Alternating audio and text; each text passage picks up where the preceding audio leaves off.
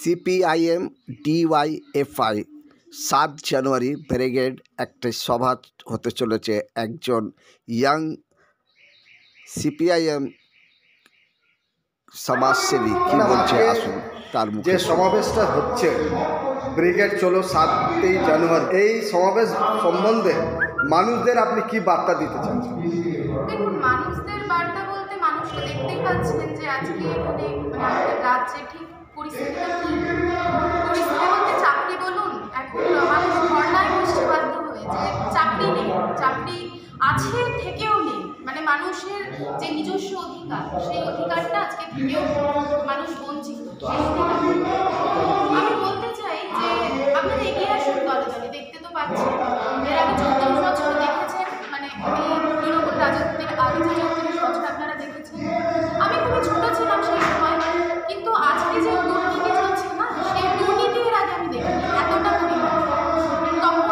তখন আমরা ভোট দিয়েছি, তখনও আমরা আমার যারা বড়রা রয়েছে তাদের দেখেছি ভোট দিতে, আমি আসতাম তাদের সাথে।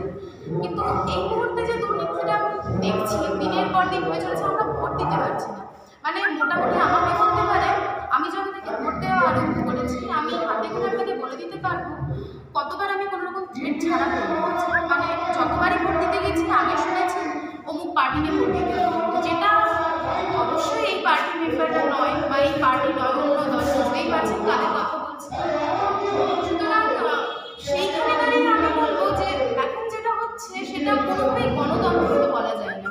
গণতন্ত্র আমি দেখেছি ঠিকই, তখন অনেকটা ছোট ছিলাম, তখন ভোট দেওয়ার বয়সটা আমার হয়তো হয়নি, কিন্তু যবে থেকে ভোট দেওয়ার বয়সটা হচ্ছে তবে থেকে যা আমি বইতে পড়ে এসেছি গণতন্ত্র, সেই বইয়ের গণতন্ত্র তো আমি দেখি। এখন যা দেখছি সেটা হচ্ছে দুর্নীতির রাজত্ব, যেটাকে বলা যায়। সুতরাং আমি মানুষকে আহ্বান করবো, আপনারা ৭ তারিখে ব্রিগেডে তো অবশ্যই আসুন, এবং তার সাথে এটাও আহ্বান করবো যে আপনারা সবাই, এই একমাত্রই দল রয়েছে যেখানে কিছু শিক্ষিত মানুষ বিচারণ করে, যেখানে মানুষের প্রতি সহানুভূতি রয়েছে, যেখানে মানুষ চায় যে শ্রমজীবী মানুষের জয় হোক, প্রত্যেকে যেন আমরা একসাথে বাঁচতে পারি, গণতন্ত্রের মধ্যে বাঁচতে পারি। আমি চাইব যে আপনারা সকলে এসে যোগদান করুন এবং বিজেপি গভর্নমেন্ট পুরো ভারতবর্ষে শাসন করছে, রাম মন্দির, হিন্দু মুসলিম, এই করলে তো আমরা এগোতে পারবো না। ভারত কি করে এগোবে? একেবারে ভারত হচ্ছে কি একটা গণতান্ত্রিক দেশ, তারপরে যেটাকে আমরা বলি সেকুলার কান্ট্রি, এবং সেকুলার কান্ট্রির যে অর্থটা বিজেপি আরম্ভ করেছে সেটা সম্পূর্ণই আলাদা। আমরা যা পড়ে এসেছি, আমরা যা জানি, আমাদের প্রত্যেকটা মানুষের মধ্যে আমরা জানি প্রত্যেক ভারতবাসী আমাদের ভাই, কিন্তু আজকে দেখছি ভাইয়ে ভাইও যেন যুদ্ধ লাগানোর চেষ্টা চলে যাচ্ছে সমান। দিনের পর দিন শুধু দেখছি হিন্দু মুসলিম অমুক তমুক, শুধুমাত্র বিভাজন, শুধুমাত্র সন্ত্রাস, এর বাইরে কিছু নেই। আপনি কি মানছেন যে আরএসএস আর বিজেপি দুটোই মিলে ভারতের ফেডারেল স্ট্রাকচারকে একদম চুরমার করে দিয়েছে? নিঃসন্দেহে এটা আবার মানামানির কোনো ব্যাপারে নেই, এটা চোখের ওপর দেখা যাচ্ছে যে আরএসএস বা বিজেপি কিভাবে যে ভারতকে ধ্বংসের মুখে নিয়ে যাচ্ছে সেটা দেখা যাচ্ছে চোখের ওপর। এটা মানতে বাধ্য, আমি মানতে না চাওয়া আমার চোখ বন্ধ করে থাকা।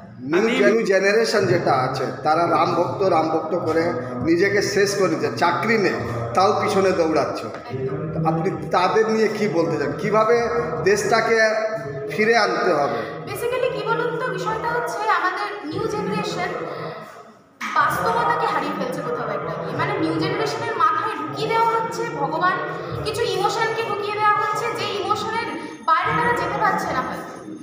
এই রাম হিন্দু মুসলিম এটা কিন্তু একটা মানুষের ভেতরে বিচ্ছিন্নভাবে দানা বাঁধিয়ে দিচ্ছে, যে যেটার উপর দিয়ে মানুষকে ছাপিয়ে গিয়ে এগিয়ে আসতে হবে। এইটা দেখতে হবে যে আমাদের ভবিষ্যৎটা কোন পথে গেলে এগোবে।